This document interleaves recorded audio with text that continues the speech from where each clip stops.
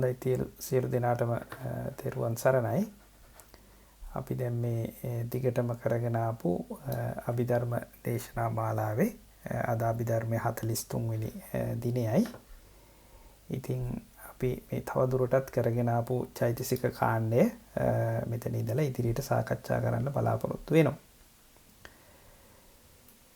එතකොට අපි මේ දැන් චෛතසික කාණ්ඩයේ මේ අන්‍ය සමාන රාශියේ ඒ චෛතසික 13ම කතා කරලා දැන් අකුසල රාශියේ චෛතසික 14 තමයි කතා කරගෙන යන්නේ. එතකොට මේ අකුසල රාශියේ චෛතසික 14 දිත් මේ වෙනකොට මෝහය, අහිරිකය, අනුත්ප්පය, උද්දච්චය කියන මෝහ චතුස්කය ගැන කතා කරා. ඊට පස්සේ ලෝභය, ditthිය, මානය කියන ලෝභ ත්‍රිකය ගැන කතා කරා. ඊට පස්සේ අපි අවසාන වශයෙන් පසුගිය අවස්ථාවේදී මේ දෝෂය, ඉස්සාව, මච්චරිය කියන චෛතසික තුන ගැන කතා කරා.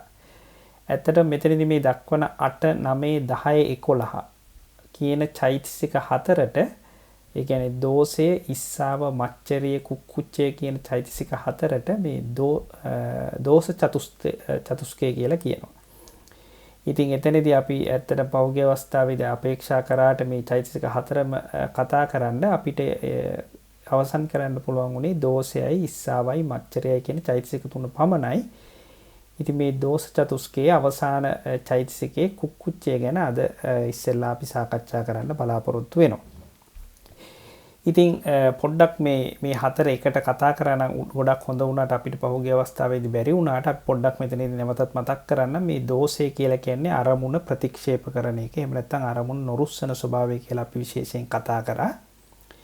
එතකොට මේ දෝෂය ඒ වෙනකොට ඉස්සාව කියලා කියන්නේ එහෙම නැත්නම් ඊර්ෂ්‍යාව කියලා කියන්නේ අනේකාගේ සම්පත් නොයසන ස්වභාවය.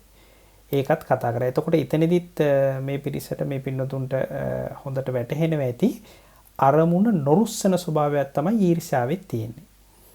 එතකොට ඒක ඊර්ෂ්‍යාව. එතකොට මච්චරිය කියලා කියන්නේ තමන්ගේ සම්පත් අනිත් කෙනෙකුට සාධාරණ වෙනවට නොකමැති බව තමයි මච්චරිය කියලා කියන්නේ. එතකොට එතනදිත් නොකමැති බව එහෙම නැත්නම් අරමුණ ඒ දේ එහෙම වෙනවට අකමැති බව තමයි තියෙන්නේ. එතකොට ඒකත් නොරුස්සන ස්වභාවයක් කියලා තමන් තේරුම් ගන්න ඕන.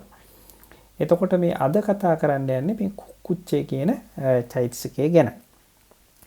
එතකොට අපි බලමු මේ කුක්කුච්චය කියන චෛතසිකය මොකක්ද කියලා. මේ කුක්කුච්චය කියලා කියන්නේ ඇත්තටම තමන් අතීතයේදී කරපු පව් පිළිබඳව. එහෙම නැත්නම් තමන් අතීතේ නොකරපු පින් පිළිබඳව පසු කාලයේදී තමන්ගේ සිත්හි හටගන්නා තැවෙන ස්වභාවයට තමයි කුක්කුච්චය කියලා කියන්නේ. ඉතින් මේක මේ බොහෝ දෙනෙකුට තියෙන දෙයක්. ඒ වුණාට මේක බොහෝ කෙනෙක් දන්නේ නැති දෙයක්. අපි බලමු මොකද්ද මේක කියලා.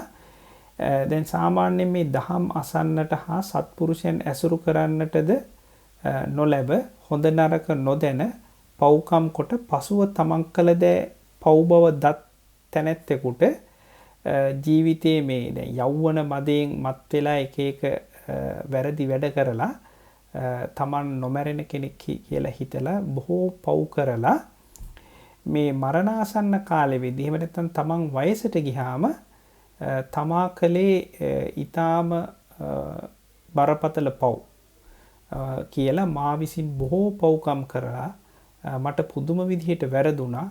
මට දැන් නරකයටම තමයි යන්න සිද්ධ වෙන්නේ කියලා මේ සිතිවිලි පහළ වෙන්න පටන් ගන්නවා.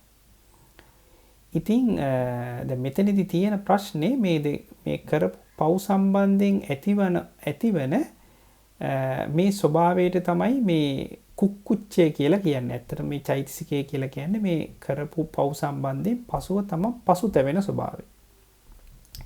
ඒක මේ ප්‍රීතියට ප්‍රතිපක්ෂ ස්වභාවයක්. ඒ කියන්නේ අරමුණ නුරුස්සන ස්වභාවයක්. ඒ කියන්නේ දැන් තමන් පව් කරා කියලා පස්සේ ඒ ගැන පසුතැවිලි වෙනකොට තමන් මරණයට ලං වෙද්දී නැත්නම් තවත් වයසට යද්දී ඒ ගැන පසුතැවිලි වෙන ස්වභාවය ප්‍රීතියට ප්‍රතිපක්ෂ ස්වභාවයක්. ඉතින් දැන් වෙනත් විදිහකට කියනවා නම් ලැබූ හෝ මතු ලබන්නට ඇත්තා වූ ලාභයක් සුවයක් සිහි කරන්නා වූ සිත ප්‍රීතියයි කියනු ලබන පිනායන ස්වභාවයක් යුක්ත වනවා වගේ මේ කියන ලද පරිදි පව් ගැන සිත ඇතිවෙන්නා වූ සිත් ඇවුල ස්වභාවය කුක්කුච්චය කියලා කියනවා. එතකොට දැන් අපිට අර දැන් අනාගතයේදී ලැබෙන්න යන දෙයක් එහෙම නැත්නම් සුවයක් ඔය ආදී දෙයක් හිතද්දී අර ප්‍රීතිය දැනෙනවා වගේ දැන් මේ තමන් කරපු පව්ස් පිළිබඳව හිතද්දී ඒක මේ ප්‍රීතියට ප්‍රතිපක්ෂ හිතා දුක්මුසු ස්වභාවයක් තමයි ඇතිවන්නේ. ඉතින් මේ ආකාරයට මේ මා විසින් පව් කරන ලද්දේයි සිතීම මේ කුක්කුච්චය කියලා කියනවා. දැන් මෙතනදී දැන් විශේෂ කාරණයක් මෙතන නැවතත් මේ අවසාන වාක්‍යය කියනවා. දැන් කුක්කුච්චය කියලා කියන්නේ තමන් කරපු පව් පිළිබඳ පසුතැවිලි වෙන ස්වභාවය. එහෙම නැතුව මේ මා විසින් පව් කරා කියලා කාරණයක් හැටියට හිතීම කුක්කුච්චය නෙවෙයි. දැන් උදාහරණයක් හැටියට මෙහෙම හිතන්නකො. දැන් තමා විසින් සතෙක් ඝාතනය කරනවා. දැන් මා විසින් මේ සතා ඝාතනය කරා අයියෝ මට උනේ පුදුම අලාභයක් ඒ නිසා මම පුදුම විදිහට පව් කරා කියලා ඕක හැමතිස්සෙම හිත පුදුම විදිහට පසුතැවිලි වෙනවා. ඒ පසුතැවිලි වීම තමයි කුක්කුච්චේ. හැබැයි පසු කාලයකදී තමන් ධර්මයේ ඉගෙනගෙන තමන් ධර්මයේ දැනගෙන තමන්ට පස්සේ මතක් වෙනවා මා විසින් පව් කරා. මේක තමයි මේ සංසාරයේ තිබෙන ස්වභාවය.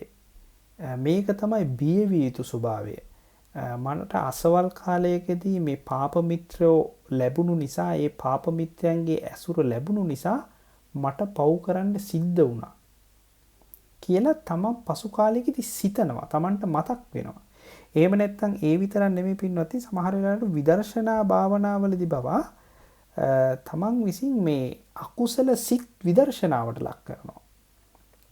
එතකොට අකුසල සිත් විදර්ශනාවට ලක් කරද්දී අනිවාර්යයෙන්ම මේ තමන්ට පහළ වෙච්ච අකුසල සිත් තමයි විදර්ශනාවට ලක් කරන්නේ. ඒ අවස්ථාවේදී මේ තමා කරපු පව් පිළිබඳ තමයි හිතන්නේ.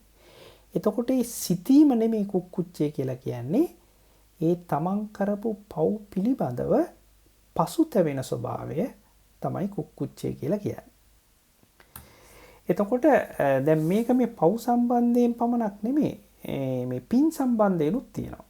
දැන් උදාහරණයක් හැටියට මේ තමන්ට බොහෝ පින් කරගන්න මේ තරුණ කාලයේදී අවස්ථාව ලැබෙනවා. එහෙම නැත්නම් බොහෝ මිතුරන් ඉන්නවා තමන්ට පන්සල් යන්න පුළුවන් වෙනවා. තමන්ට බණ භාවනා කරන්න ඕන නම් පුළුවන්. ඒකට වෙලාවක් හදාගන්න පුළුවන්. තමන්ට බණ පොත් කියවන්න පුළුවන්. තමන්ට බණ අහන්න පුළුවන්.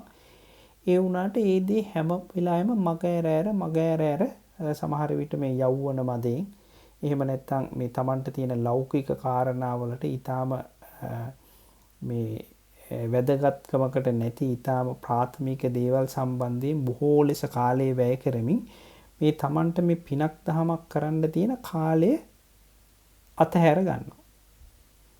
පින් නොකොට හැම වෙලාවෙම මේක මේ පස්සට කරන්න ගිය පහු කරනවා. මේක මේ සාමාන්‍ය බොහෝ දෙනෙකුට තියෙන දෙයක් නේ. ඉතින් එහෙම කරලා තමන් මරණාසන්න වෙද්දී එහෙම නැත්නම් තමන් මහලු බවට පත් වෙද්දී එහෙම නැත්නම් තමන්ට මේ යමක් කමක් හරියට නොතේරෙන තරම් මහලු බවට පත් වෙද්දී දැන් අපිට තරුණ කාලේ පුද්ගලයෙකුට හොඳට යමක් අවබෝධ වෙන තරම් මැදිවියේදී අවබෝධ වෙන්නේ නැහැ. මැදිවියේදී යමක් අවබෝධ වෙන තරම් මහලු කාලයේදී අවබෝධ වෙන්නේ නැහැ. තරුණ කාලේ මතක තියෙන තරම් මැදිවියේදී මතක තියෙන්නේ නැහැ. මැදිවියේදී මතක තියෙන තරම් මහලු කාලයේදී මතක තියෙන්නේ නැහැ. ඒ වගේ තමයි මහලු කාලයට ගිහිල්ලා මේ පින් කරන්න පටන් ගත්තාම අයියෝ මට මුල් කාලේදී පින් කරගන්න ලැබුණේ නැහෙනි කියලා ඒ නොකල පින් ගැන පසුතැවෙන්න පටන් ගන්නවා. ඉතින් මේකත් කුච්චයම තමයි. දැන් සමහර වෙලාවට මේ කළ වරද ගැන කනගාටු වීම කියනුවේ කුක්කුච්ච සහගත සිත් ඇතිවීමට. ඇතැමෙක් කළ වරද ගැන කනගාටු වීම ගුණයක් කියලා හිතනවා. දැන් මේකත් විශේෂ කාරණයක්. දැන් සමහර පුද්ගලයෝ බෞද්ධ පුද්ගලයන් පවා බොහෝ වෙලාවට අබෞද්ධ පුද්ගලයන් පවා තමන් කරපු වරද ගැන කනගාටු වීම ගුණයක් කියලා හිතනවා. ඒක එහෙම හිත ඒ සම්බන්ධයෙන් වඩාත් කනගාටු වී කල් ගත කරනවා. ඉතින් පින්වත්නි මේක ඊටාම නොකළ යුතු ඊටාම තමන්ගේ අනාගතයට තමන්ගේ සංසාරයට අවඩදායක සිතුවීමක්. දැන් මේකෙදි වෙන්නේ තමන් කරපු පින තමන් කරපු පව තව තවත් තීව්‍ර වෙනවා. දැන් පවක් මේ විශ්ව ධාතුවේ කිසිම පුද්ගලයෙක් නැහැ පවක් නොකරපු. දැන් උදාහරණයක් හැටියට මේකත් කාරණයක් හැටියට පොඩ්ඩක් අපි කියන්නම්. දැන් එක්තරා කතාවක් තියෙනවා අපිට ඒක මුලාශ්‍රය හරියටම මතක නැහැ. මේ ලුහුඩින් කතාව මතකයි. මේ කාශ්‍යප බුදුරජාණන් වහන්සේගේ සමයේදී එක්තරා භික්ෂුවක් ඊටාම හොඳින් සිල් රකිමින් හිටියා. ඒ වුණාට මේ භික්ෂුව එක දිනක් මේ අපිට මතක හැටියට ඔරුවකට වගේ නගින්න උත්සාහ කරන අවස්ථාවකදී වැටෙන්න ගිය නිසා ඒ ළඟ තිබුණු ගහක අත්තක් ඇල්ලුවා. ඒ අත්ත අල්ලද්දී උන්වහන්සේ ඇති මේ අත්තේ තියෙන කොළ කිහිපයක් කැඩුනා වැටෙන්න ගිය නිසා. එතකොට දැන් සාමාන්‍යයෙන් මේ උපසම්පදා භික්ෂුන් වහන්සේකට ගහක කොළ කැඩීම ගැනීමෙන් ඇවැත් සිද්ධ වෙනවා.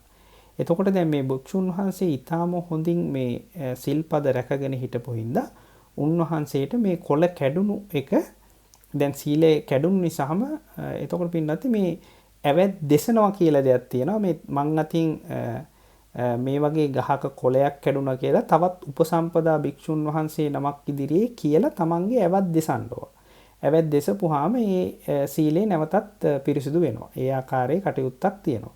ඉතින් මේ භික්ෂුන් වහන්සේට මේ ඊටාම හොඳින් සිල් රැකපු භික්ෂුන් වහන්සේට මේ තමන් අතින් මේ ගහේ කොළ කැඩුණු එක ඇවැත් දෙසන්න කලින් උන්වහන්සේට එක්තරා කාරණයක් නිසා මිය යන්න වුණා. එතකොට මේ මිය ගිය අවස්ථාවේදී උන්වහන්සේට මේ කුක්කුච්චය එහෙම නැත්නම් තමන් අතින් වෙච්ච මේ කොළේ කැඩුණු එක ඊටාම බරපතල විදිහට තමන්ට දැනුණා. ඒක නිසා මේ වික්ෂුන් වහන්සේ මිය ගිහිල්ලා දාර පිඹුරෙක් වෙලා ඉපදුනා කියලා ධර්මයේ සඳහන් වෙනවා. ඉතින් දැන් බලන්න ගහක කොළයක් කැඩීම කියන්නේ දාර පිඹුරෙක් වෙන්න තරම් මේ ලොකු කාරණයක් නෙමෙයි.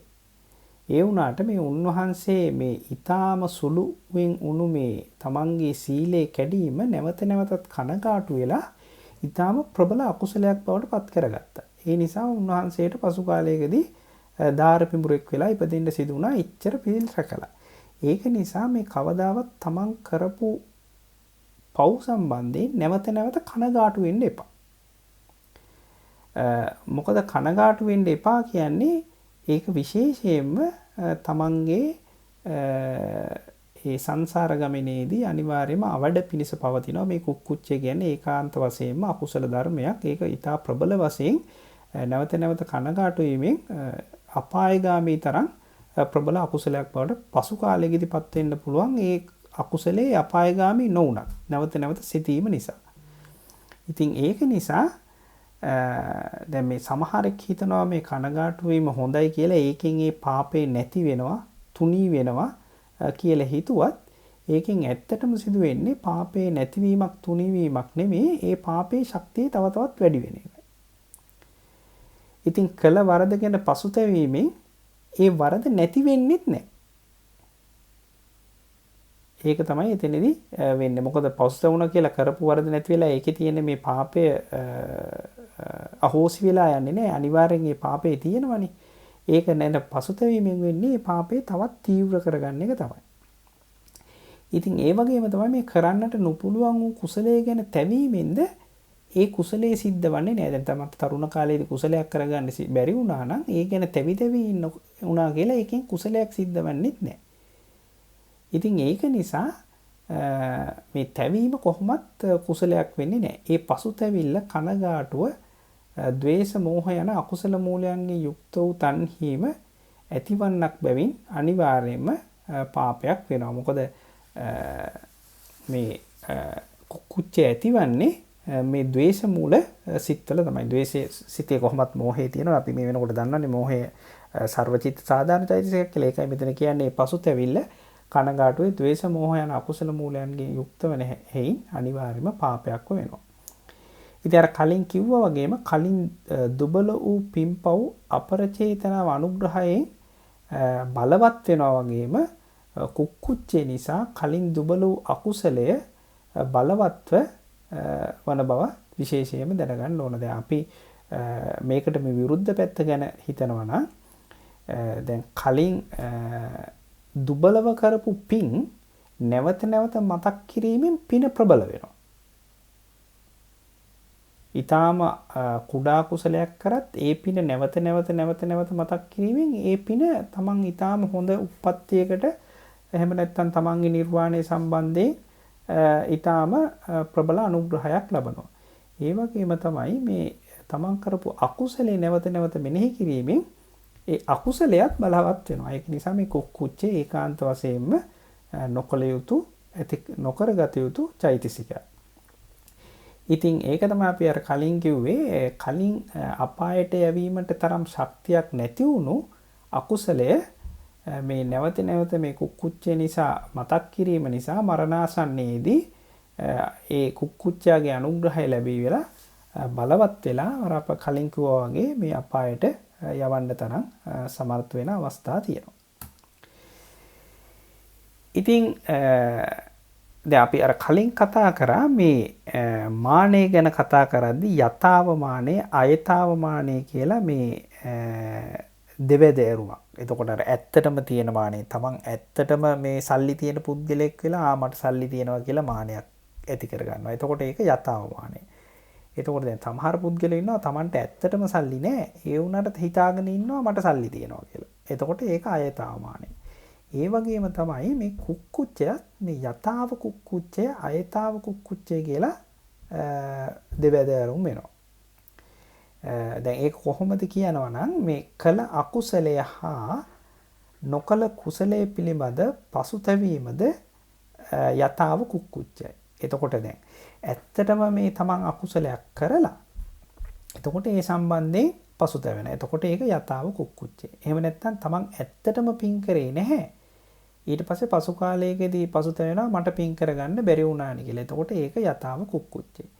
ඒ වුණාට සමහර වෙලාවට මේක අයථාව කුක්කුච්චයකුත් තියෙනවා. ඒ කියන්නේ දැන් මෙහෙම හිතනවා නම් දැන් සමහර විට සමහර කෙනෙක් නොකල අකුසලයේ පිළිබඳව හා කළ කුසලයේ පිළිබඳවත් පසුතැවෙනවා. ඒ කියන්නේ ඇත්තටම පව් කරලා නැහැ. ඒ වුණාට පසු කාලයකදී මම පවක් කරානි කියලා පසුතැවෙන්න පටන් ගන්නවා. එහෙම නැත්නම් ඇත්තටම පින් කරලා තියෙනවා. ඒ වුණාට පසු කාලයේදී මට පින් කරගන්න බැරි වුණානේ කියලා පොරුවට පසුතැවෙනවා. ඒක අයථාව කුක්කුච්චය. දැන් උදාහරණයක් හැටියට කියනවා නම් දැන් පළමුවෙන් මේ හොඳට පින් කරන පුද්ගලයෙක් ඉන්නවා. දැන් මේ වගේ බෞද්ධයොත් ඉන්නවා මේ හොඳට හිතලා බලපුවාම. පළමුව හොඳට පින් කර කර ඉඳලා පසු කාලයකදී මේ මිත්‍යා දෘෂ්ටියක් ගන්නවා මොකක් හරි. පසු කාලයකදී මිත්‍යා දෘෂ්ටියක් අරගෙන හිතනවා මම ඉස්සෙල්ලා කරේ මේ පළමු කළ කුසල් අකුසල් කියලා Tamanට හැඟීමක් ඇති වෙනවා.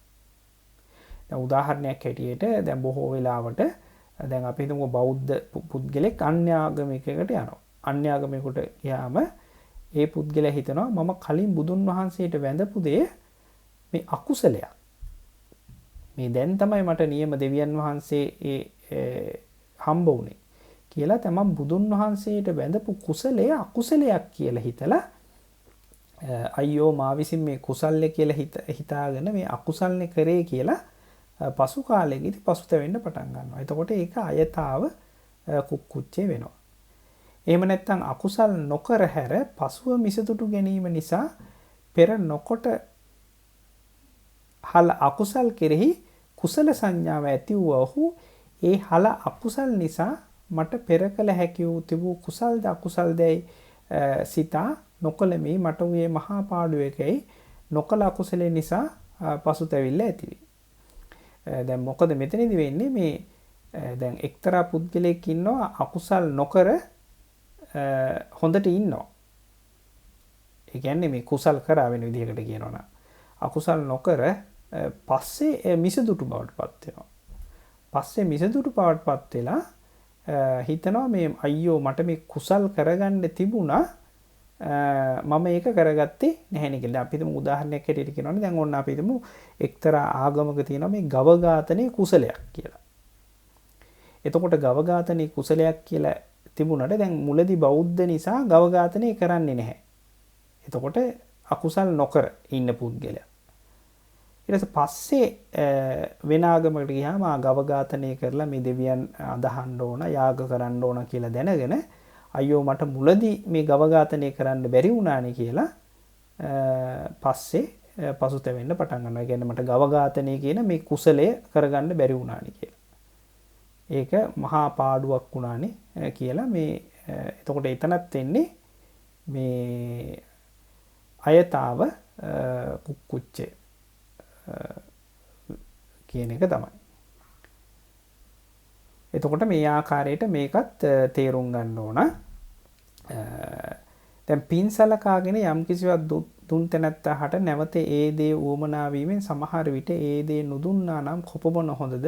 දීමෙන් මට උනේ පාඩුවක් ඇයි තමා කළ දීම පිළිබඳ පසුතැවිල්ලක් ඇති වෙන්නත් පුළුවන්. දැන් සමහර වෙලාවට මේ මුලදී පින් කියලා හිතාගෙන මේ අපි හිතමුකෝ දැන් තමාට තියෙන ලොකු වස්තුවක් මේ සංඝ සතු කරලා පූජා කරා. පස්සේ හිතනවා අයියෝ මට මේක නොදී ඉන්න තිබුණානේ. එතකොට මේ අපරාධ මම මහත් පාඩුවක් තමයි කරගත්තේ කියලා ඒ විදිහට හිතන්නේත් එතකොටත් වෙන්නේ මේ කුක්කුච්චේම තමයි.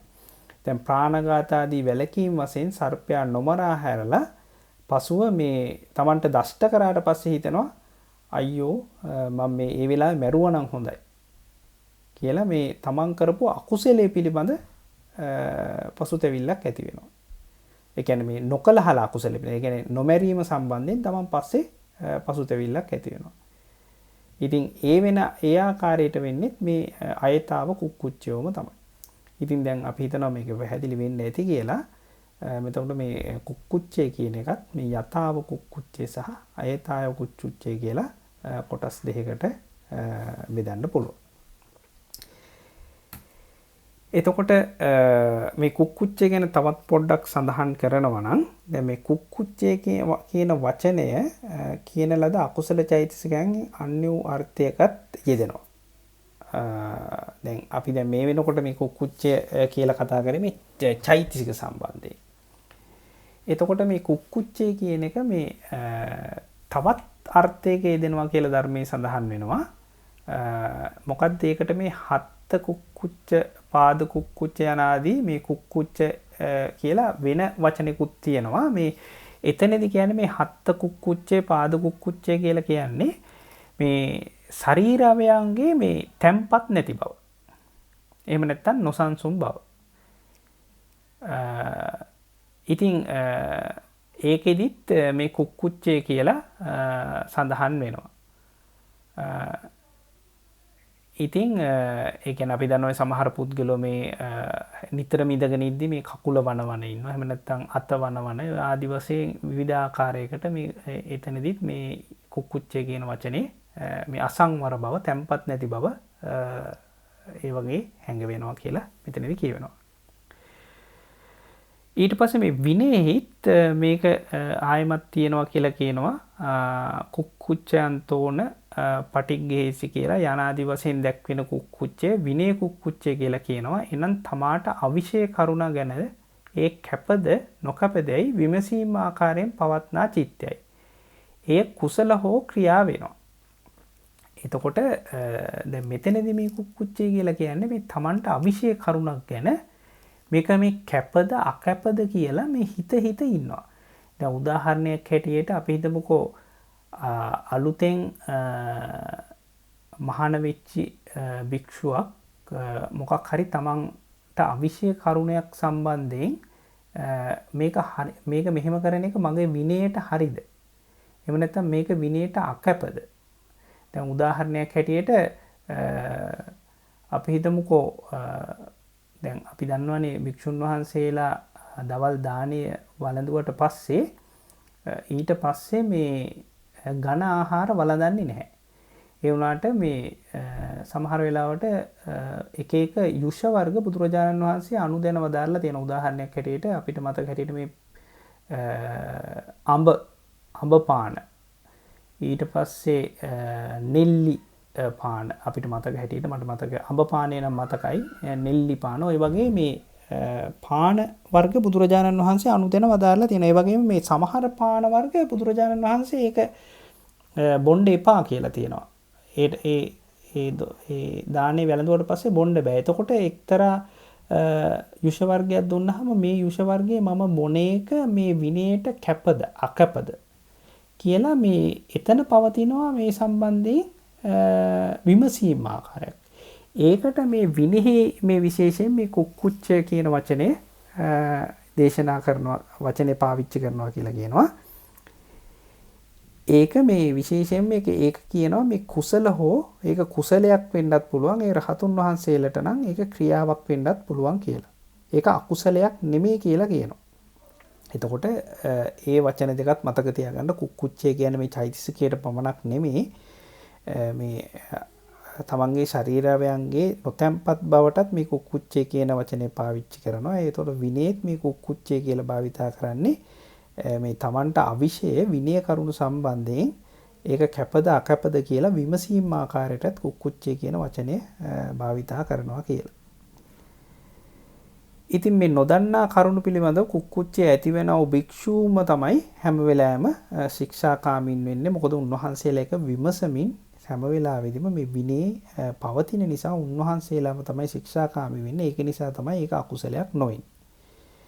ඉතින් බොහෝ වෙලාවට ඒක වෙන්නේ ඇත්ත ශික්ෂාකාමී භික්ෂුන් වහන්සේලා ඒ වගේ අවිෂය කරුණු සම්බන්ධයෙන් ඒක නොකර අතහරලා දානවා.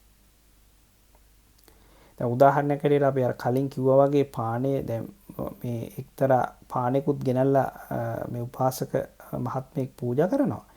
ඒකනේ උනත් මේ පානේ මේ Tamanට කැපද අකැපද කියලා මේ විනය කරුණු දන්නේ නැහැ.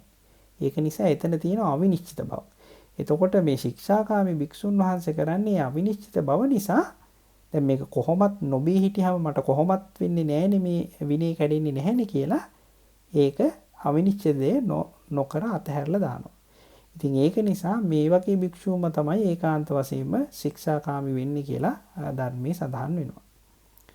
ඉතින් ඒ බඳු කරුණවලදී විනිශ්චයක් නැතිනම් යම්කිසි භික්ෂුවක් සැකපිට කැපදයක් වූයේද කෙලෙම්දයි එයින් භික්ෂුවට අවත් වේ. ඉතින් කියලා එහෙමත් කියනවා. ඒ කියන්නේ සමහර වෙලාවට දැන් ඒ වගේ විනිශ්චයක් නැතුව සමහර වෙලාවට සැකපිට කරපුවාම එයිනුත් භික්ෂුන් වහන්සේලාට අවත් වෙනවා කියලා මේ ධර්මයේ සඳහන් වෙනවා. ඒ කියන්නේ දැන් තමන් හරියටම දන්නේ නැති නිසා නොදැනත් කමන්නේ මෙන්න මේක බීලා දානවනේ කියලා බිව්වට දැන් ඇත්තටමත් ඒක විනයට අනුකූල වුණත් ඒ විනිශ්චයක් නැතුව කරපු නිසාත් ඒක භික්ෂුන් වහන්සේලාට අවතක් සිදු වෙනවා කියලා මේ ධර්මයේ සඳහන් වෙනවා. ඉතින් ඒක ටිකක් මේ සමහර වෙලාවට මේ ගොඩක් සියුම් කාරණයක් මේ චෛතසික සම්බන්ධයෙන් විශේෂයෙන් අදාළ නැති වුණත් ඒ වගේ මේ කුක්කුච්චේ කියන වචනේ වෙනත් කාරණා සම්බන්ධෙනුත් පවතිනවා කියන දේ දැනගන්න. ඉතින් මේ අවසාන වශයෙන් මේ කුක්කුච්චය මේ ලක්ෂණේ රසයේ පච්චුපට්ඨානේ පදට්ඨානේ මොකද්ද කියලා කියනවා නම් මේ කළ දුස්චරිතේ හෝ නොකළ සුචරිතේ, එහෙම නැත්නම් කළ දුස්චරිතේ හා නොකළ සුචරිතේ පිළිබඳව පසුතැවිලීම තමයි මේකේ ලක්ෂණය. එතකොට මේකේ කෘත්‍ය එහෙම නැත්නම් රසය වෙන්නේ මේ කරපු දුස්චරිතය හා නොකළ සුචරිතය අනුව මේ ශෝක කිරීම තමයි මේකේ කෘත්‍ය වන්නේ. ඉතින් මේක වැටහෙන්නේ මේ තමන්ගේ සිතේ තියෙන විපිලිසර බව ආකාරය. දැන් හොඳටම දන්නවා දැන් මේක අපි හැමෝටමත් ඇති වෙන කාරණයක් හින්දා මේක තමන්ට නුවණට වැටහෙන්නේ. එහෙම නැත්නම් මේක පච්චුපට්ඨානේ වන්නේ මේ විපිලිසිරි බව තමයි. එතකොට මේකේ පදට්ඨානේ එහෙම නැත්නම් මේකට ඇත්තටම ආසන්න කාරණේ වන්නේ ඇත්තටම කරන ලද දුස්චරිතය හා නොකරන ලද සුචරිතය තමයි මේකට ආසන්න කාරණය වන්නේ. ඉතින් මේක තමයි මේ කුක්කුච්චේ කියන චෛතසිකය. ඉතින් දැන් අවසාන වශයෙන් මේක මේ මාතෘකාවේ පොඩි වැරදීමක් තියෙනවා. මේක ලෝභත්‍රිකේ නෙමෙයි. මේක දෝෂ චතුස්කය කියලා නිවැරදි වෙන්න ඕන. වැදගත් කරුණු දෝෂ චතුස්කය කියලා මේ මාතෘකාව නිවැරදි වෙන්න ඕන. ඉතින් දැන් මෙතනදී මේ අකුසල චෛතසික අතරින් අපි දැන් කලින් සාකච්ඡා කරා වගේ මේ දෝෂය, එහෙම නැත්නම් ද්වේෂය, ඉස්සාව, එහෙම නැත්නම් ඊර්ෂ්‍යාව, මච්චරිය, එහෙම නැත්නම් මසුරු බව, එහෙම නැත්නම් දැන් මේ දැන් කතා කරපු කුක්කුච්චය කියන මේ චෛතසික හතරට කියනවා ද්වේෂ චතුස්කය කියලා. ඉතින් මේ ද්වේෂ චතුස්කය ද්වේෂ මූල සිත් දෙකේ විතරයි යෙදෙන්නේ. දැන් අපි දන්නවා ද්වේෂ මූල සිත් දෙකක් තියෙනවා. අසංස්කාරික ද්වේෂ මූල සිතකුයි සසංස්කාරික ද්වේෂ මූල සිතකුයි. එතකොට මේ ද්වේෂ මූල සිත් දෙකේ තමයි මේ දෝෂ චතුස්කය ඒකාන්ත වශයෙන් මේ දෙන්නේ. ඉතින් දැන් මේ සිත් දෙකෙනුත් මේ ද්වේෂය කියන චෛතසිකේ අනිවාර්යයෙන්ම මේ සිත් දෙකේ හැම වෙලාවෙදිම යෙදෙනවා. ඒක නිසා මේ සිත් දෙකට ද්වේෂ සිත් දෙක කියලා කියන්නේ අසංස්කාරික සිතේ සසංස්කාරික සිතේ මේ ද්වේෂය කියන චෛතසිකේ හැම වෙලාවෙදිම යෙදෙනවා. ඊට අමතරව මේ ඊර්ෂාව, මච්චරිය සහ කුක්කුචය සමහර අවස්ථාවලදී විතරක් යෙදෙනවා. ඒ කියන්නේ දැන් ද්වේෂ සහගත සිතේ ද්වේෂය කියන චෛතසිකයත් එක්ක තමන් ඊර්ෂ්‍යා කරද්දී ඊර්ෂ්‍යාව යෙදෙනවා. එතකොට ද්වේෂයයි ඊර්ෂ්‍යාවයි එකට යෙදෙනවා. එතකොට ඊර්ෂ්‍යාව කරන අවස්ථාවේදී විතරයි. එතකොට තමන් මසුරුකම් කරද්දී ද්වේෂයයි මසුරුකමයි එකට යෙදෙනවා ඒ සිතේ. එතකොට ඒකත් යෙදෙන්නේ මසුරුකම කරන අවස්ථාවේදී විතරයි. එතකොට මේ කුක්කුච්චය කියන එක ද්වේෂයයි කුක්කුච්චයයි එකට යෙදෙනවා. එතකොට තමන් කරපු අකුසලයක් සම්බන්ධයෙන් හෝ කරපු කුසලයක් සම්බන්ධයෙන් ඒ ආකාරයට පසුතැවිලි වෙද්දී එතකොට මේ ද්වේෂයයි කුක්කුච්චයයි කියන චෛතසිකය යෙදෙනවා. ඒක නිසා මේ ද්වේෂ සහගත සිත් දෙකේ හැම වෙලාවෙදිම ද්වේෂය යෙදෙනවා. ඊර්ෂ්‍යාව, මච්චරිය සහ කුක්කුච්චය මේ සමහර අවස්ථාවලදී ඒ සිතට අනුව යෙදෙනවා කියලා මතක තියාගන්න ඕන. ඉතින් අපි අර හැම වෙලාවෙදිම බලන මේ චෛතසික වගුවත් එක්ක මේක පොඩ්ඩක් බලනවා නම් මොන ආකාරයටද තියෙන්නේ කියලා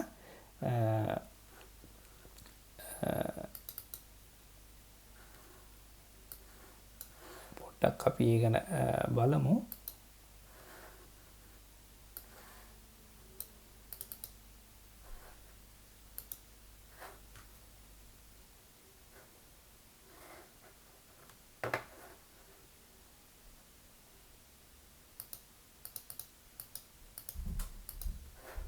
හොඳයි. දැන් අපි මේ වෙනකොට දැන් මේ ලෝභ සිත් ගැනනේ කතා කරගෙන යන්නේ. එතකොට දැන් මේ ලෝභ සිත් අතරත් අපි දැන් කතා කරගන්නේ අකුසල සිත්වල තියෙන මේ දෝෂය, එහෙම නැත්නම් ද්වේෂය, ඊට පස්සේ ඉස්සාව, ඊට පස්සේ මච්චරිය සහ කුක්කුච්චය කියන චෛතසික ගැන. එතකොට බලන්න දැන් මේ දෝෂය දැන් මේ චෛතසික හතර යෙදෙන්නේ මේ සිත් දෙකේ පමණයි. මොකද්ද? දෝමනස්ස සහගත පටික සංප්‍රයුක්ත අසංස්කාරික සිතේ, දෝමනස්ස සහගත පටික සංප්‍රයුක්ත සසංස්කාරික සිතේ පමණයි මේ චෛතසික දෙක යෙදෙන්නේ. එතකොට එතනදිත් මේ ද්වේෂය කියන එක හැම වෙලාවෙදිම යෙදෙනවා. එතකොට ඉස්සාව ඔය සිත් දෙකේ සමහර විට අර කලින් කිව්වා වගේ යෙදෙනවා. මච්චරියත් ඔය සිත් දෙකේ කලින් කිව්වා වගේ යෙදෙනවා. කුක්කුච්චයත් සමහර විට යෙදෙනවා. එතකොට යෙදෙන්නේ එක්කෝ දෝෂයත් සමග ඉස්සාව යෙදෙනවා, එක්කෝ දෝෂයත් සමග මච්චරිය යෙදෙනවා, එක්කෝ දෝෂයත් සමග කුක්කුච්චය යෙදෙනවා. එහෙම නැත්නම් මේ තුනෙන් එකක්වත් නැතුව ද්වේෂය පමණක් තියෙනවා. ඒ වගේම මේ අනිත් සිතෙත් ද්වේෂයත් සමග ඉස්සාව යෙදෙනවා, ද්වේෂයත් සමග මච්චරිය යෙදෙනවා, දෝෂයත් සමග කුක්කුච්චය යෙදෙනවා. එහෙම නැත්නම් ඒකෙන් එකක්වත් නැතුව දෝෂය පමණක් තියෙනවා. ඒ ආකාරයට මේ දෝෂ චතුස්කය මේ ද්වේෂ සහගත සිත් දෙකේ පමණක් යෙදෙන බව මතක තියාගන්න. අනිත් කිසිම සිතක යෙදෙන්නේ නැහැ. කොහොමත් අකුසල නිසා අකුසල සිත්වල පමණයි යෙදෙන්නේ. අකුසල සිත්වලත් මේ ද්වේෂ සහගත සිත් දෙකේ පමණයි මේ යෙදෙන්නේ කියලා විශේෂයෙන් මතක තියාගන්න ඕන. හොඳයි. එහෙමනම් අපි ඊගාවට ඉතුරු කාරණේට යමු.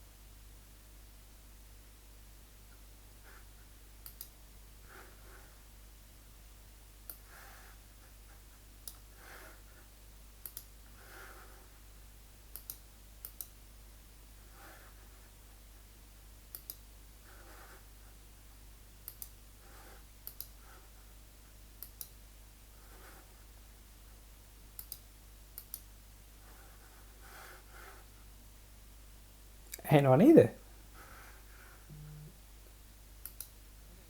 හරි. හොඳයි. අපි ඉතුරු කොටසට යමු. දැන් අපිට අවසාන වශයෙන් දැන් කතා කරන්න තියෙන්නේ මේ අකුසල චෛතසික රාශියේන මේ තීනය, මිද්දේ සහ විචිකිච්ඡාව කියන ඉතුරු චෛතසික තුන. එතකොට නැවතත් අපි මතක් කරනවා නම් අපි මේ වෙනකොට මෝහ චතුස්කය ගැන කතා කරා. මෝහය, අහිරිකය, අනුත්ථප්පය, උද්ධච්චය ඒකාන්ත වශයෙන් සියලුම අකුසල් සිත්වල යෙදෙනවා. ඊට පස්සේ ලෝභය, ditthිය, මානය කියන ලෝභත්‍රිකය ගැන කතා කරා. ඒක ලෝභ සහගත සිත්වල සුදුසු පරිදි යෙදෙනවා. ඊට පස්සේ දෝෂය, ඉස්සාව, මච්චරේ, කුක්කුච්චය කියන ද්වේෂ චතුස්කය ගැන කතා කරා. ඒක දෝෂ සහගත සිත් දෙකේ සුදුසු පරිදි යෙදෙනවා.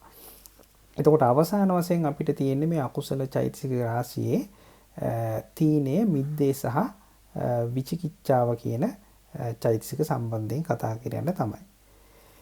එතකොට දැන් මෙතනදී මේ තීනය සහ මිද්දේ කියලා කියන්නේ මේ ඊටාම සියුම් චෛතසික දෙකක්. ඒ වගේම මේ චෛතසික දෙක මේ එකටම තමයි කතා කරන්න සිද්ධ වෙන්නේ. මොකද ඒක එකටම කතා කරන්න සිද්ධ වෙන්නේ ඒ දෙක ඒ තරම්ම එකිනෙකාට සම්බන්ධයි. මේක ධර්මයේ හැම වෙලාවෙදී මේ තීන මිද්ද කියන දෙක එකටම තමයි යෙදෙන්නේ.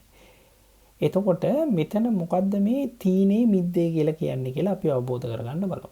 දැන් අපි දන්නවා පරමාර්ථ ධර්ම ගැන කතා කරද්දී මේ නාම පරමාර්ථ අතර මේ චිත්තේ කියන නාම පරමාර්ථය තියෙනවා. එතකොට චිත්තේ කියන්නේ මොකද්ද? අරමුණ ගැනීම කියන ක්‍රියාවම තමයි චිත්තේ. එතකොට ඒක චිත්තේ කියන පරමාර්ථ ධර්මය. එතකොට දැන් අපි මේ කතා කරගෙන යන්නේ චෛතසික කියන පරමාර්ථ ධර්ම. එතකොට දැන් චිත්තේ කියන්නේ එක පරමාර්ථ ධර්මයක්. චෛතසික 52 කියන්නේ තව පරමාර්ථ ධර්ම 52ක්. එතකොට මෙතනදී මේ තීනේ කියලා කියන්නේ අපි මේ කතා කරන පරමාර්ථ චිත්තයාගේ ගිලම් බව. එහෙම නැත්නම් දුබල බව. ක්‍රියා කිරීමේ අසමත් බව. එහෙම නැත්නම් වෙන විදිහකට කියනවනේ මේ චිත්තයාගේ ආරම්මන ග්‍රහණ කෘත්‍යයට. එහෙම නැත්නම් අරමුණු ගැනීමේ ක්‍රියාවේ තියෙන ගිලම් බව. දුබල බව. ක්‍රියා සිදු කිරීමේ අසමත් බව කියන ගුණයට ඒ පරමාර්ථ ස්වභාවයට තමයි තීනේ කියලා කියන්නේ. එතකොට අපි දන්නවා මේ පරමාර්ථ චිත්තයට කොයි වෙලාවෙවත් චෛතසික නැතුව උපදින්න බෑ. එතකොට මේ අවස්ථාවේදී මේ චෛතසිකයන්ගේ තියෙනවා අර චිත්තයාගේ වගේම ගිලම් බවක්. ඒ වගේම චිත්තයාගේ වගේම දුබල බවක්. ක්‍රියා සිදු කිරීමේ අසමත් බවක්. එහෙම නැත්නම් වේගවත් භවයේ අසමත් බවක්. ඒකට තමයි මිද්දේ කියලා කියන්නේ. එතකොට වෙනත් විදිහකින් කියනවා නම් චිත්තයාගේ තියෙන මේ දුබල බව තමයි තීනය, චෛතසිකයන්ගේ තියෙන දුබල බව තමයි මිද්දේ. එතකොට දැන් හොඳට තේරුම් ගන්න මේ සිතයි චෛතසිකයි හැම වෙලාවෙම සංප්‍රයෝග වෙලානේ උපදින්නේ. එතකොට චිත්තයාගේ තීනයක් තියෙනවා නම් අනිවාර්යයෙන්ම චෛතසිකයන්ගේත් මිද්දයක් තියෙනවාමයි. චෛතසිකයන්ගේ යම් කිසි මිද්දයක් තියෙනවා නම් චිත්තයාගේ තීනයක් තියෙනවාමයි. ඉතින් ඒක නිසා තමයි මේ තීනේ සහ මිද්දේ එකටම යෙදෙන්නේ. ඉතින් මේ චෛතසික දෙක ඒක නිසා මේ ඔවුන්ගෙන් වෙන් නොවන ධර්ම දෙකක්. දැන් චිත්තයාගේ මේ තීනේ තිබිද්දි මේ චෛතසිකයන්ගේ විතරක් මේ ඊටාම ප්‍රබල බවක් එහෙම නැත්නම් වීරයක් තියෙන්න බෑ. ඒ වගේම තමයි චෛතසිකයන්ගේ විද්‍යාව තියෙද්දි හිතේ විතරක් මේ ඊටාම ප්‍රබල බවක් ආරම්මන ග්‍රහණයේ ඊටාම ප්‍රබල බවක් එහෙම තියෙන්න බෑ. ඒක නිසා මේ චෛතසික දෙක ඒකාන්ත වශයෙන් ඔවුන්ගෙන් වෙන් නොවි එකටම යෙදෙන චෛතසික දෙකක්. ඒක නිසා මේක උගන්වද්දිත් ඒ ආකාරයෙන්ම තමයි ඉගෙනවෙන්නේ. ඉතින් යම් සිතක මේ තීනේ වේ නම් අනිවාර්යයෙන්ම ඒකේ මිද්දයක් තියෙනවා. මිද්දේ වේ නම් අනිවාර්යයෙන්ම ඒකේ තීනයක් තියෙනවා. එතකොට මේ නීවරණ දේශනය කියලත් අපි දන්නවා නීවරණ ධර්ම කියලත් අපි මේ වෙනකොට සාමාන්‍යයෙන් දන්නවනේ. එතකොට මේ නීවරණ දේශනේ මේ තීන මිද්ද දෙක මේ නීවරණ ධර්මයක් ලෙස මේ නීවරණ මේ ධර්ම දෙකම එක නීවරණයක් කියලා ධර්මයේ සඳහන් වෙනවා. මොකද ඒක ඒ තරමට ඔවුන්ගෙන් වෙන් කරන්න බෑ. එතකොට නීවරණ කතාවේදී මේ තීන මිද්ද දෙකම එකම නීවරණ ධර්මයක් හැටියට තමයි සඳහන් වෙන්නේ. ඉතින් මේක තව පොඩ්ඩක් මේ අවබෝධ කරගන්න උත්සාහ කරනවා නම් දැන් මේ රෝගයක් නිසා මේ ශරීර ශක්තිය නැසලා දුබල කරනවා වගේ. එහෙම නැත්නම් ඒ රෝගේ නිසා මේ තමන් සමත් පුද්ගලයෙක් මේ ක්‍රියා කිරීමට අසමත් කරනවා වගේ. මේ තීන මිද්ද කියන ධර්මතා දෙකෙන් මේ නාමස්කන්ධ එහෙම නැත්නම් මේ සිත සහ චෛතසික කියන නාමස්කන්ධයන්ගේ මේ ශක්තිය නැති කරලා දුබල කරලා දානවා. එහෙම නැත්නම් ක්‍රියා කිරීමේ අසමත් බවට පමුණුනවා. එතකොට මොකද්ද මේ නාමස්කන්ධයන්ගේ ක්‍රියා කිරීම කියන්නේ? එතකොට ඒ කියන්නේ ආරම්මන ග්‍රහණ කෘත්‍ය හරියට කරගන්න බෑ. එහෙම නැත්නම් චෛතසිකයන්ගේ තියෙන ඒ කෘත්‍ය හරියට කරගන්න බෑ. ඒක නිසා ඒක හරියට මේ කයට රෝගයක් වැළඳෙනවා වගේ මේ නාම කයට එහෙම නැත්නම් චිත්තසයිස්කයන්ට වැළඳෙන රෝගයක් වගේ කියලා කියනවා මේ තීනයයි සහ මිද්දේ. ඉතින් මේක ඇති වුනහම මේ නාමකය හැකිලෙනවා. ඉතින් මොකද්ද මේ නාමකය හැකිලෙනවා? එහෙම නැත්නම් නාමකය අකර්මණ්‍ය වෙනවා කියලා කියන්නේ? ඉතින් මේ අපිට තේරෙන වචනයෙන් කියනවනේ මේ අපිට නිදිමත ඇති වෙනවා කියලා කියන්නේ. ඒතකොට අපි නිදිමත ඇති වුනහම හොඳට හිතලා බලන්න මේ කිසිම දෙයක් හරියට ග්‍රහණය කරගන්න බෑනේ.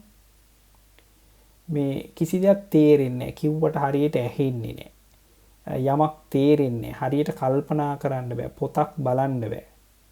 එතකොට ඒක මේ නාමකයේ ඇතිවන මේ හැකිලීම් බව අකර්මණ්‍ය බව විතරයි. ඉතින් දැන් අපි හොඳටම දන්නවනේ මේ දැන් අපි කලින් කතා කරා මේ රූපකාණ්ඩේ මේ අපි ශරීර පවා අවයව පවා මේ චලනය කරන්නේ මේ නාමකය නිසා. ඒ කියන්නේ හිතින් ඇති කරන චිත්තද වායුව ධාරාව නිසා ඒ කාය විඤ්ඤාප්ති වචී විඤ්ඤාප්ති නිසා තමයි අපි එතකොට මේ ගමන් කරන්නේ අවයව සොලවන්නේ එතකොට කතා කරන්නේ ඒව ඇති කරන්නේ මේ ආකාරයේ මේ හිතේ බලපෑම නිසා. එතකොට මේ හිත දුබල වුණාම මොකද වෙන්නේ? හිත අකර්මණ්‍ය වුණාම මේ ශරීරය පවා හොලවන්න බැරි වෙලා යනවා. ඉතින් මොකද්ද මේ සොලවන්න බැරි වෙනවා කියන්නේ? ඉතින් මේ නිදිමත ඇති වෙනවා කියන එක. එතකොට මේ අපිට දැන් සත්ව ශරීරයේ ගමනාදී ඉරියව් සිදු කරන්නේ මේ හිතේ බලයෙන්. ඒ වුණාට මේ තීන මිද්දේ නැමැති රෝගේ වැළඳුනහම ගමනාදී ඉරියව් කරන්න බැරි වෙනවා. ගමනාදී ඉරියව් විතරක් නෙමෙයි දැන් අපි හිටගෙන මේ ඉඳගෙන ඉද්දී අපි නිදි කිරා වැටෙනවා කියලා කියන්නේ. කියන්නේ දැන් මේ කය කෙලින් තියාගෙන ඉන්නෙත් කාය විඤ්ඤාප්තිය නිසා.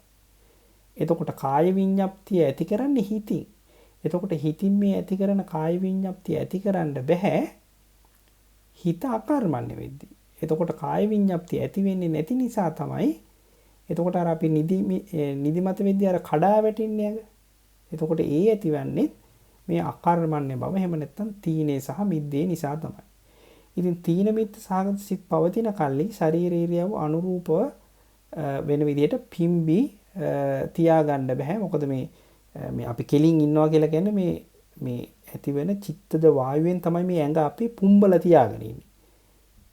ඒ පුම්බලා තියාගෙන ඉඳීම කරගන්න බැරි වෙච්ච වුණු ගාම අපි නිදා වැටෙනවා. ඉතින් ඒක තමයි අපි අර කඩා වැටෙන්නේ. එතකොට ඒ ඇති වෙන්නේ මේ තීන මිද්දේ අවස්ථා කියලා තේරුම් ගන්න ඕන. ඉතින් තවත් විශේෂ කාරණයක් තමයි මේ තීනේ සහ මිද්දේ එහෙම නැත්නම් මේ චෛතසිකයාගේ ගිලන් බව සහ සමාවෙන්න චිත්තයාගේ ගිලන් බව සහ චෛතසිකයාගේ ගිලන් බව ඇතිවන්නේ සාක්ෂයන්ට සහ පෘථග්ජනයන්ට පූර්වාපරභාග කාල දෙකේ විතරයි. එතකොට මෙතන සාක්ෂයන් කියලා කියන්නේ මේ අරහත් පුද්ගලයන්ගේ මෙහා පුද්ගලයෝ. කියන්නේ සෝවාන් මාර්ග, සෝවාන් පලස්ත, සකෘදාගාමි මාර්ග, සකෘදාගාමි පලස්ත, අනාගාමි මාර්ග, අනාගාමි පලස්ත කියන පුද්ගලයන්ට සහ පෘථග්ජනයන්ට විතරයි මේ තීනේ සහ මිද්දේ ඇතිවන්නේ. මේ තීනේ සහ මිද්දේ ਸਰව සම්පූර්ණයෙන්ම අරහත් මාර්ග සිතින් නැති කරලා දාලා අරහත් ඵල වෙද්දී සම්පූර්ණ කියන්නේ සරලවම කියනවා නම් රහත් වෙච්ච පුද්ගලයන්ට මේ තීනේ සහ මිද්දේ නැහැ.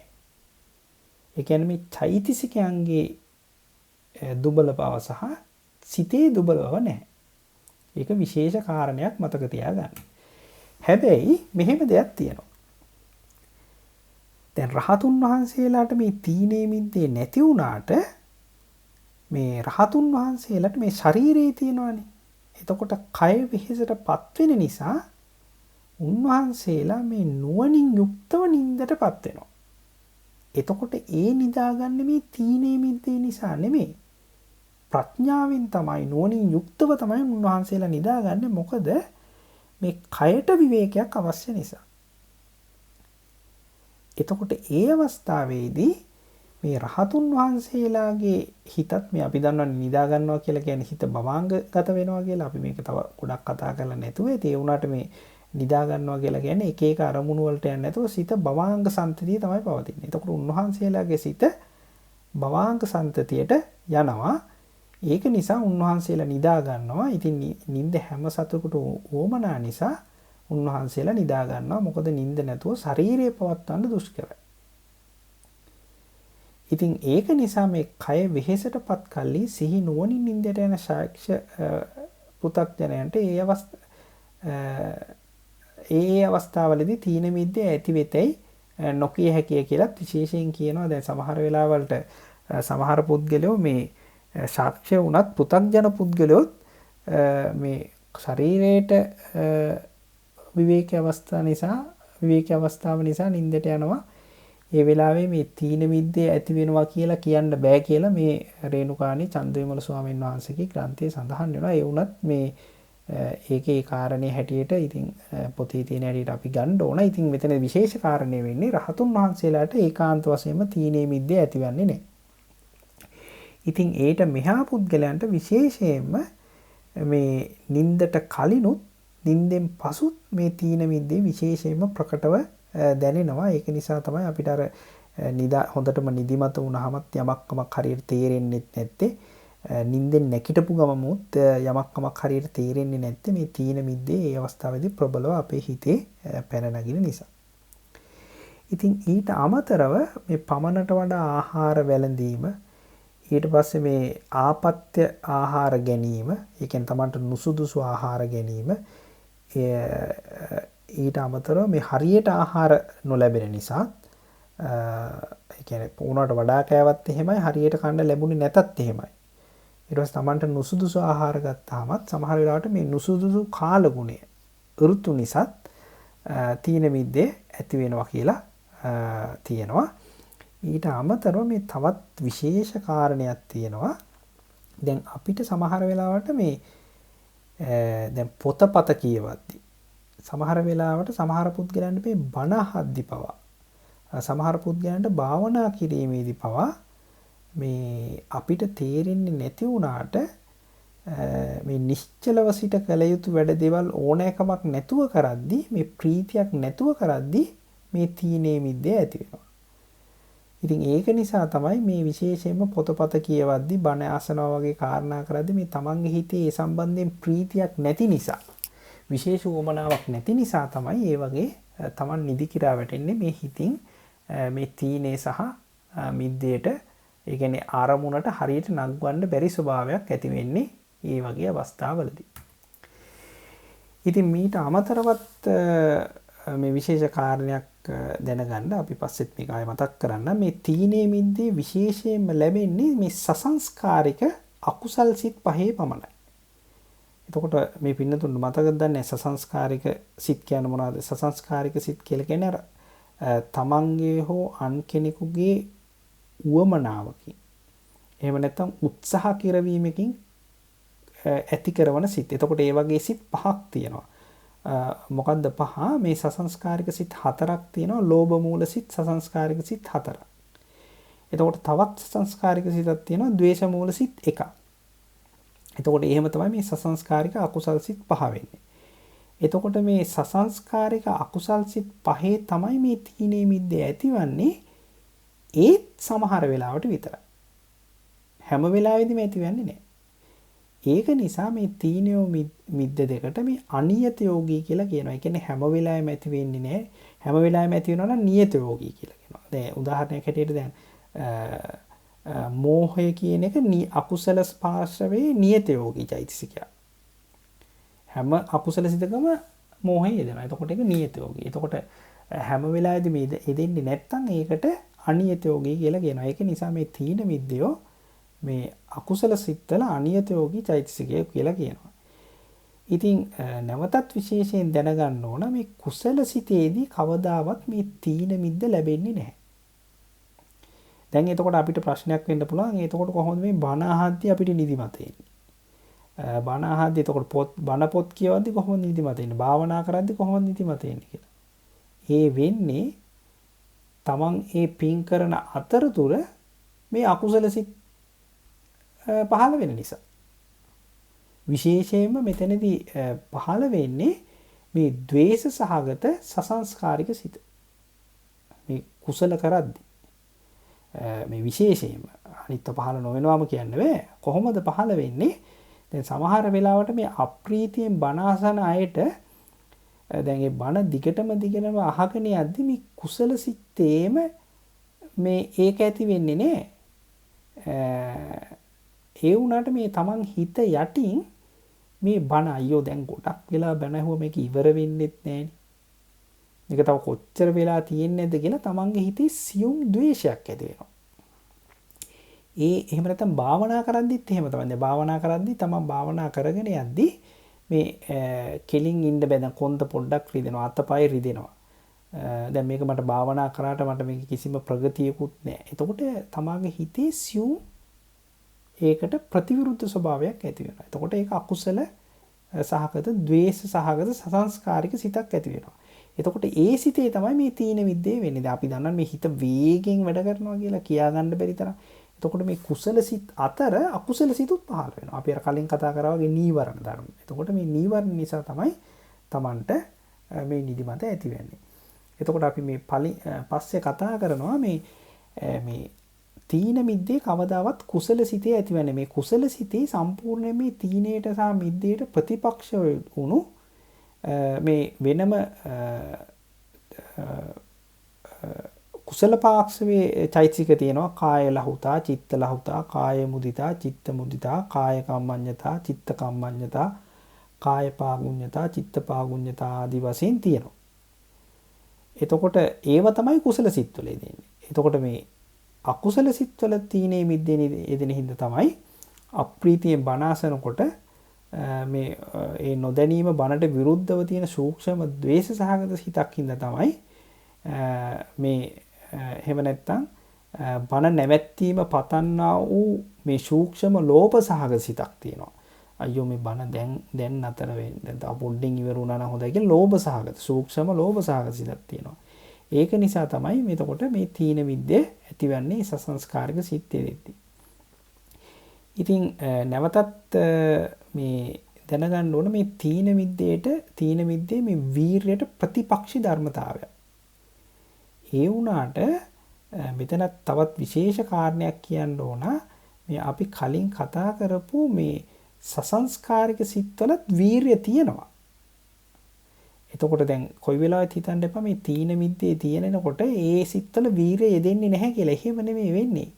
මේ තීන මිද්දේ යෙදිද්දී ඒ සිත්වල මේ වීරිය ඊටාම දුබලයි. හරියට මේ තෙත මැටි පිටක් වගේ කියලා කියන. දැන් තෙත මැටි පිටක් කෙලින් හිටින්නේ නැහැනේ. දැන් වීරිය ස්වභාවය තමයි යමක් කෙලින් කරලා තියෙන ස්වභාවය. එතකොට නිකන් අපි අර කරුවක් තියනවා වගේ. එතකොට මේ තීන මිද්දේ තියෙන සිත්වල මේ තෙත මැටි පිටක් වගේ ඊටාම දුබලයි. ඒක නිසා මේ වීරිය තිබුණත් මේ වීරියට ප්‍රතිපක්ෂ තීන මිද්දේ ප්‍රබල නිසා නිදිමත Tamanට දැනෙනවා. ඉතින් ඒක හරියට මේ අපි අර කලින් කතා කළා මේ පින්නතුන්ට මතක ඇති අර උද්දච්ච සහගත සිත තියෙද්දිම ඒකාග්‍රතාවයේ තියෙන අර කරත්තේ යද්දී කරත්තේ උඩත් ඉන්නවා. ඒ කියන්නේ ඒකාග්‍රතාවයක් තියෙනවා. කරත්තේ උඩ ගැස්සිත් ඉන්නවා. අර ගල් තියෙන රළු පොරළු තියෙන පාරක යද්දී. එතකොට උද්දච්චය නිකන් ගැස්සෙනවා වගේ කරත්තේ උඩ ඉන්න එක ඒකාග්‍රතාවය වගේ. ඒ උදාහරණය වගේ නිකන් තේරුම් ගන්න උත්සාහ කරන්න මේ තීන මිද්දේ තියෙන සිතේ වීරියක් තියෙනවා. හැබැයි තීන මිද්දේ වීරයට ප්‍රතිපක්ෂ ධර්මතාවයක් කියලා. ඉතින් මේ අවසාන වශයෙන් මේ තීනේ සහ මිද්දේ එක සමාන නිසා මේ වගේ ලක්ෂණ රස පච්චපට්ඨාන පදට්ඨාන අපි එකටම කතා කරන්න හිතුවා. ඉතින් මේ චිත්තයාගේ මේ දුබල බව එහෙම නැත්නම් අනුතසාහිත බව තමයි පසුබට බව තමයි තීනේ කියලා කියන්නේ. චේතනාවගේ එහෙම නැත්නම් නාමස්කන්ධයන්ගේ එහෙම නැත්නම් තෛසික වේදනාදී නාමස්කන්ධය කියන්නේ චෛතසිකයන්ගේ අරමුණ ගැනීමේ අදක්ෂ බව අකාර්යමන්‍ය බව තමයි මිද්දේ කියලා කියන්නේ. එතකොට තීනේ කියන්නේ සිත සම්බන්ධයි. එතකොට තීනේ සිත සම්බන්ධයෙන් ඒකේ ලක්ෂණය වන්නේ චිත්තයාගේ අනුත්සාහ එහෙම නැත්නම් උත්සාහ නොකරන බව තමයි ලක්ෂණය. එතකොට ඒකේ කෘත්‍ය වන්නේ වීරියෙන් බැහැර කිරීම. එහෙම නැත්නම් හිත අරමුණට නැගීම අඩු කිරීම. එහෙම නැත්නම් ඒකත් එක්කම කියන සම්ප්‍රයුක්ත ධර්මයන් පසුබට කිරීම. ඒකේ කෘත්‍යයක්. මොකද මේ හිතත් සමගම නෙදෙන්නේ. එතකොට ඒක සම්ප්‍රයුක්ත ධර්මයන්ුත් පසුබට වෙනවා. මොකද මේ හිතත් පසුබට වෙන නිසා. එතකොට මේකේ නුවණට වැටෙන්නේ කොහොමද? එහෙම නැත්නම් ඒකේ පච්චුපට්ඨානේ මොකද්ද? සම්ප්‍රයුක්ත ධර්මයන් හා ගැලෙන බව. වැටෙන ආකාරය කියන්නේ නැගී සිටින්නේ නැතුව වැටී සිටින ආකාරය ගැලෙන බව තමයි ඒක වැටෙන ආකාරය. එතකොට මේකේ පදට්ඨානේ වෙන්නේ මේ අධි කුසලයේ. එහෙම නැත්නම් දැන් තමා අධි කුසලයේ කියන්නේ මේ භාවනා වගේ කරද්දී නිකන් මේ ඊටාම හොඳ කටයුත්තක් කරද්දී ඒකේ මේ නොඇලීම. ඒක බණ අහද්දී ඒ වගේ සීල් රකිද්දී ඒකේ නොඇලීම. එහෙම නැත්නම් මේ සමහර වෙලාවට මේ ඇඟ මෙලි ඇරීම එහෙම නැත්නම් අයෝනිසෝ මනසිකාරය. එතකොට මෙතන මතක ඇති මේ ආයෝනිසෝ මනසිකාරය කියන්නේ මේ පුද්ගලයන්ට මතක ඇති මේ පිරිසට අර වොත්තපනසිත අපි අර කලින් කතා කරන්නේ මේ මනසිකාරය කියන අර හිත හරියට මේක කුසලයේදී අකුසලයේද කියලා හරියට දැනගන්න නැතුව ඒකේ මූලය ගැන හිතන්නේ නැතුව අයෝනිසෝ මනසිකාරයෙන් හිතන එකත් මේකට ආසන්න කාරණයක් කියලා කියනවා. එතකොට මිද්‍යාගෙත් මේ ආකාරමයි. මොකද මිද්‍යා කියන්නේ චෛතසික සම්බන්ධයි. එතන වේදනාදී මේ ස්කන්ධයාගේ කටයුත්තේ අසමත් බව තමයි ඒකේ ලක්ෂණය. මෝහා කිරීම තමයි ඒකේ කෘත්‍යය. ඒ කියන්නේ මුවා කිරීම. එහෙම නැත්නම් ඒක තමන්ට ඒ තමන්ගේ කාර්යයේ යෙදීමට නොලැබීම තමයි මේකේ කෘත්‍යය. එතකොට මේක කොහොමද වැටෙන්නේ? හැකිලීම ආකාරයෙන් එහෙම නැත්නම් නිදා වැටීම ආකාරයෙන් තමයි වැටෙන්නේ. එතකොට මේකත් අර තීනයාගේ වගේමයි මේකේ පදට්ඨානෙ වෙන්නේ.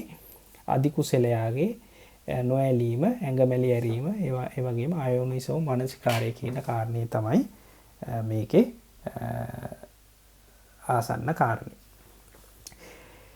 එතකොට එතනින් තීනේ සාමිද්දේ අවසන්. එතකොට අපි අවසාන වශයෙන් මේ විචිකිච්ඡාව කියන මේ අකුසල රාශිය අවසාන චෛතසිකය මොකක්ද කියලා අපි දැන් සාකච්ඡා කරන්න බලාපොරොත්තු වෙනවා. එතකොට මේ අකුසල රාශිය අවසාන චෛතසිකය තමයි අරමුණු කරන දේ පිළිබඳ විනිශ්චයක් නැති බව. ආරම්මණය පිළිබඳ සැකය, අවිශ්වාසය තමයි විචිකිච්ඡාව කියලා කියන්නේ. එතකොට මේක මේ ශ්‍රද්ධාවට සහ ඥානයට ප්‍රතිපක්ෂ ධර්මතා දෙකක්. ඒ වගේම මේක කුසලය ආවරණය කරන බැවින් ඥානය ආවරණය කරන බැවින් නීවරණයක් කියලාත් කියනවා. එතකොට මොකද්ද විචිකිච්ඡාව කියලා කියන්නේ? අරමුණු පිළිබඳ විනිශ්චයක් නැහැ. තමන් ඒ අරමුණු පිළිබඳ සැකයි, අවිශ්වාසයි. ඉතින් මේක මේ විශේෂයෙන්ම ශ්‍රද්ධාවට සහ ඥානයට ප්‍රතිපක්ෂ නිසා මේක නීවරණ ධර්මයක් වෙනවා. ඉතින් මෙතනදී තවත් විශේෂයෙන් දැනගන්න ඕන සැකය නීවරණ සැකය සහ නීවරණ නොවන සැකය කියලා ආකාර දෙකක් තියෙනවා. එතකොට සැකය කියන එක නීවරණ සැකය සහ නීවරණ නොවන සැකය කියලා ආකාර දෙකක් තියෙනවා. එතකොට මේ චෛතසික යටතේදී ගැනෙන්නේ නීවරණ සැකේ පමණයි. එතකොට අපි කලින් බලමු මොකද්ද මේ නීවරණ නොවන සැකේ කියන්නේ මොකද්ද කියලා. එතකොට නීවරණ නොවන සැකේ කියන්නේ මොකද්ද? මේ සමහර වෙලාවට මේ නොදන්න කරුණු තියෙනවානේ.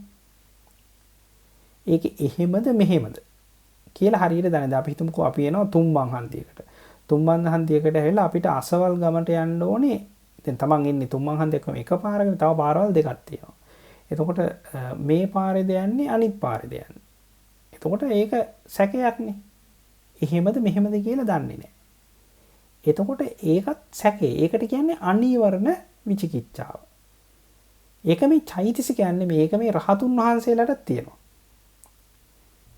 ඒක දැන් රහතුන් වහන්සේලාට පවා ඒ වගේ දෙයක් තියෙන්න පුළුවන්. දැන් Tamanට වෙන වරුද්දි බල එහෙම නැති රහතුන් වහන්සේ නමක් එක තැනකට ඇවිල්ලා මේ පාරේ ගියොත් අසවල් ගමට යනවාද මේ පාරේ ගියොත් ඒ ගමටමද යන්නේ කියලා සැකයක් ඇති වෙනවා. එතකොට ඒක මේ අනීවරණ විචිකිච්ඡාව. ඒකත් සැකයක්.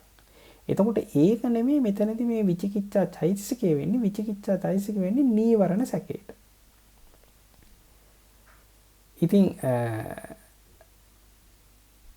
ඉතින් අර අපි කලින් කතා කරපු මේ අනීවරණ විචිකිච්ඡාව ඒක සමහර වෙලාවට කුසල් වෙන්නත් පුළුවන් අකුසල් වෙන්නත් පුළුවන්.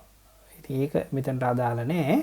ඒක රහතුන් වහන්සේලාට පහළ වෙද්දී කොහොමත් අකුසල් වෙන්නේ නැහැ. ඒක ක්‍රියා හෝ කුසල්ව අකුසල් වෙන්නේ නැහැ. ඒක ක්‍රියාමයි වෙන්නේ. ඒක මේ රහතුන් වහන්සේලා නොවන පුද්ගලයන්ට පහළ වෙද්දී ඒක කුසල් වෙන්නත් පුළුවන් අකුසල් වෙන්නත් පුළුවන්. මේ අනීවරණ සැකේ කියන එක එක කාරණා සම්බන්ධයෙන් ඉතින් මේක තමන් තනියම හිතලා දැනගන්න.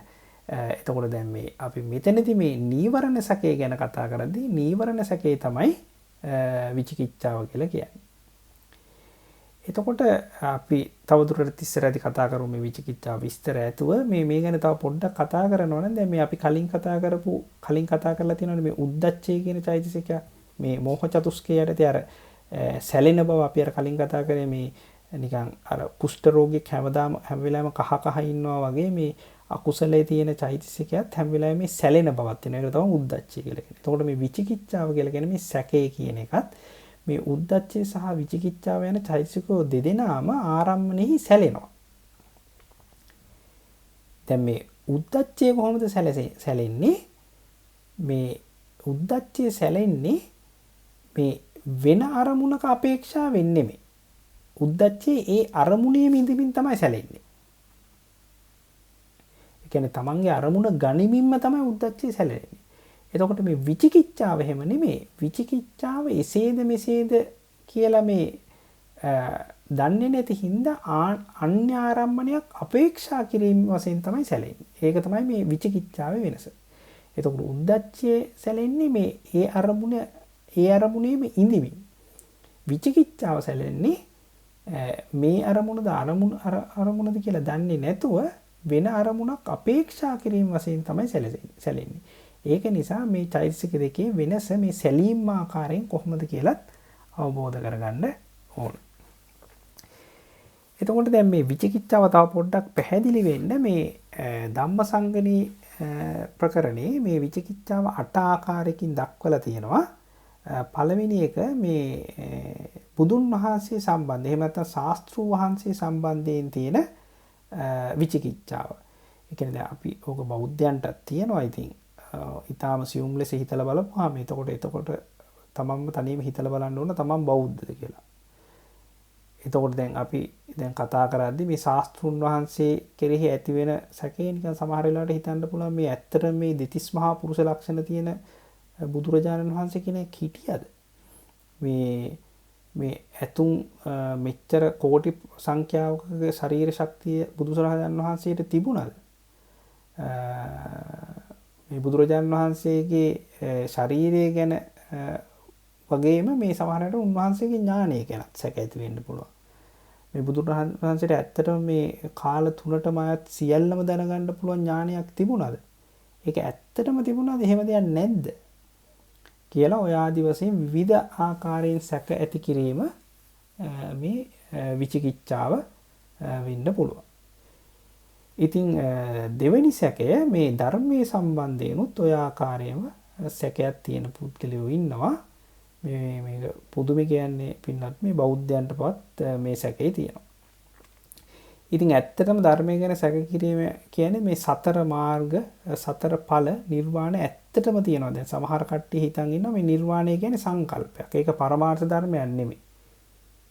ඉතින් මෙහෙම බෞද්ධයෝ ඉඳලත් තියෙනවා, අපිට හම්බ වෙලත් තියෙනවා, කතා කරලත් තියෙනවා.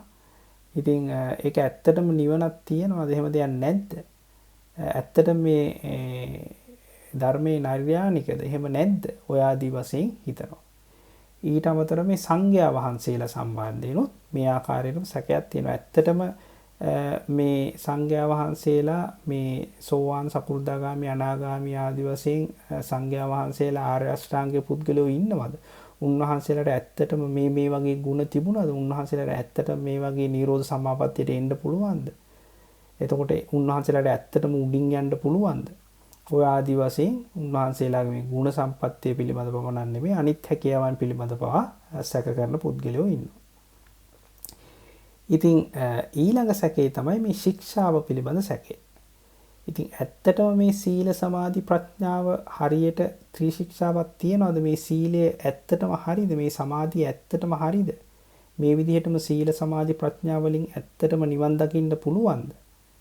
මෙහෙම කරන එක හරියද? මේ විදිහට භාවනා කරොත් හරියද? මේ විදිහට සිල් රැක්කොත් හරියද? මේකෙන් නිවන් දකින්නවද? ඔය ආදි වශයෙන් තමන්ට සැක තියෙන්න පුළුවන්. ඉතින් එතකොට ඒක ශික්ෂාව පිළිබඳ සැකය. ඊට පස්සේ අනිත් පස්වෙනි ආකාරය තමයි මේ පූර්වාන්තය පිළිබඳ සැකය. මේක සාමාන්‍යයෙන් නම් බෞද්ධයන්ට නෑ. දැන් විශේෂයෙන්ම පූර්වාන්තය බල පිළිබඳ සැකයක් කියන්නේ මම අතීතයේ හිටියද? මම කලින් ආත්මික ඉපදිලා හිටියද? මං ඊට කලිනුත් ආත්මවල හිටියද? එහෙම නැත්නම් මම මේ ආත්මෙ විතරයිද ඉන්නේ? මං කලින් ඉඳලාද මේ ඉපදුනේ කියලා මේ කලින් ආත්මය පිළිබඳ සැකයක් ඇති කරනවා.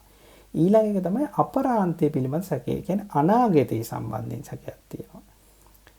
එතකොට සමහර පුද්ගලයන්ට තියෙනවා දැන් මම මේ මරුණන් පස්සේ ආයි ඉපදෙනවද? ආයි මං ඉපදෙන්නේ නැද්ද?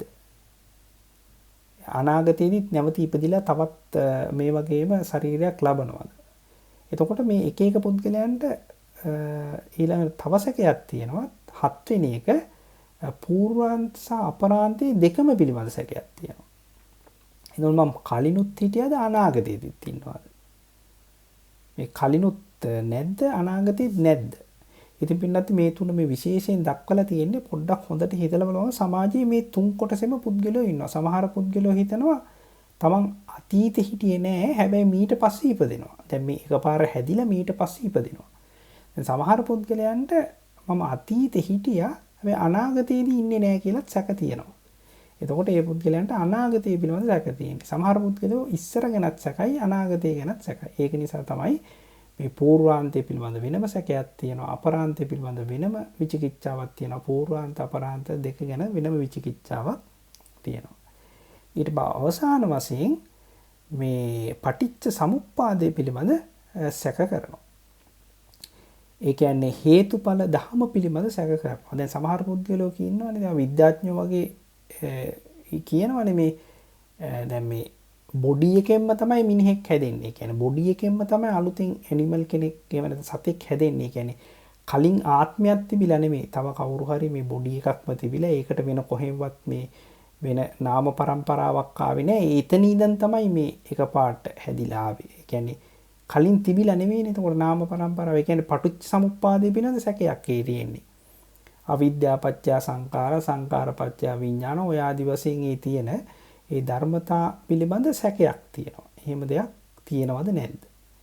ඉතින් ඒ ආකාරයට තමයි සැකේ. ඉතින් විශේෂයෙන්ම මේ විචිකිච්ඡාව මේ අට යටතේ ගැනෙන විචිකිච්ඡාව තමන් නරකයේ උපද්දවන්න තරම් ප්‍රබල වෙන්න පුළුවන්. ඒ අවස්ථාව අනුව කියලා ධර්මයේ සඳහන් වෙනවා. ඉතින් මේක තමයි මේ විචිකිච්ඡාව කියන චෛතසිකයේ අකුසල කාණ්ඩයේ අවසාන චෛතසිකය. එතකොට අවසාන වශයෙන් කියනවා නම් මේ චෛතසික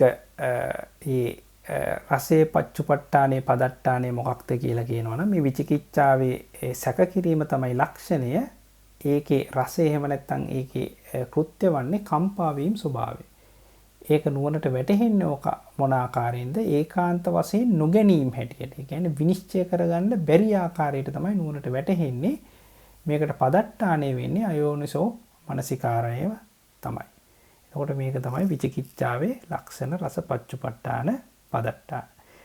එතකොට ඒ කොටසත් එක්ක මෙතරත් මේ මාතෘකාව අපිට අතපසු වීමක් මේ වැදගත් කරුණු හැටියට එන්න මේ ලෝභත්වය කියන්නේ මේ වැදගත් කරුණු හැටියට. එතකොට මෙතනදී එන්න ඕනේ මේ චෛතසික තුන තීන මිද්දේ සහ විචිකිච්ඡාව කියන චෛතසික තුන කොයි ආකාරයකද යෙදෙන්නේ කියන එක.